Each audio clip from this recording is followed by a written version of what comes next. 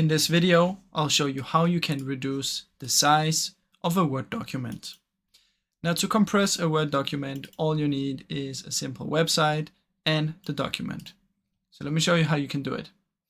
First, you want to come over to docucompress.com/Word. And from in here, you want to select the file. I'm going to select my Word document here. Don't mind the .pdf. It is a docs file. And if I open it, you can see the file is here. And as you can see, it has now been compressed from 295 to 180. And that's a compression of 38.92%. So what you want to do is simply click on the download button here, and it will pop up right here. As you can see, the file size is exactly as it says right here, rounded up. And in that way, you can easily compress it. Now, I really hope you enjoyed this video, and if you did, please leave a like and subscribe, as it helps me out a ton. Thank you so much for watching.